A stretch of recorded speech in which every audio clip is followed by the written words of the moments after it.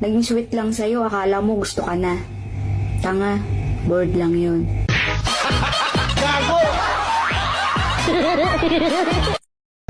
Uy, be, maldita ka daw? Ay, totoo yan. Lalo na kung demonyo yung kaharap ko. Hindi ko sinasabing maganda ako. Ang sinasabi ko lang, pangit ka.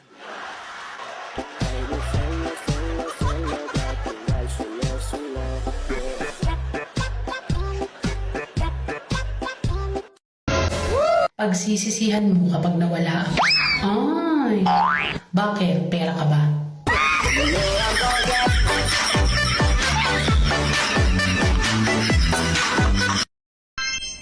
Saan ka kumuha ng lakas ng loob para pagtaksilan ang Diyosang katulad ko?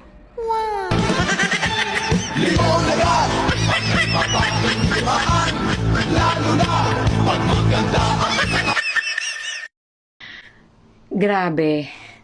Ang hirap magtampo, no? Nang wala namang sumusuyo. Sana all. Hindi raw kailangan ng pera para sumaya. Paano masabi? Kayo yun, wag niyo ako idamay.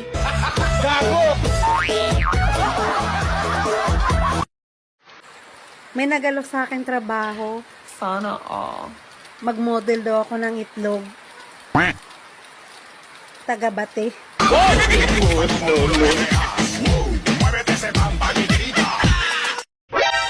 Arting-arte. Hindi raw kumakain ng talbos ng kamote. Mukha namang balinghoy.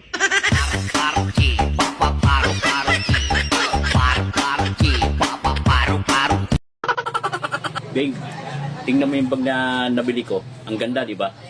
Ano ba yan? Ang pangit mo talaga pumili. Oo. Kaya nga ikaw pinili ko, di ba?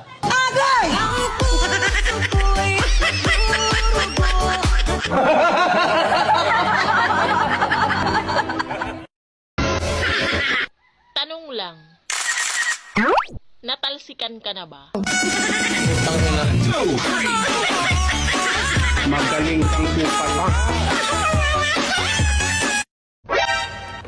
Mahalin mo yung cellphone mo.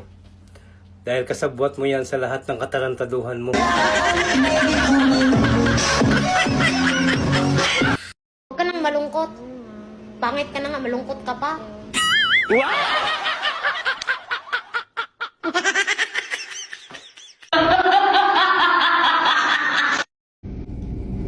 Adik daw ako sa TikTok. Eh, kaysa naman sa'yo ako ma-addict. May mapapalaba ako sa'yo.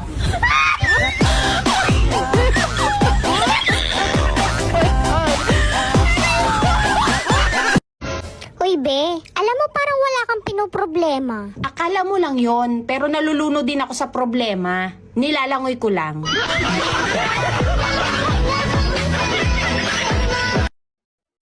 Naalala ko 10 years ago wala pa akong ipon. Pero ngayon, shit.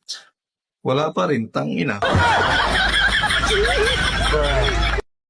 Di bali nang ganito yung noo ko, pero ganito yung mukha ko maganda. Kesa meron ako nung noo mo, tas yung mukha mo. Tama. Sana all. Minayday. Wow!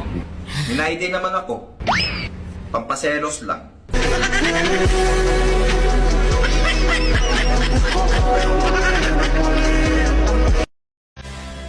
Nagtanong sila sa akin kung ano daw magandang games pag family reunion. Ang sabi ko, agawan ng lupa.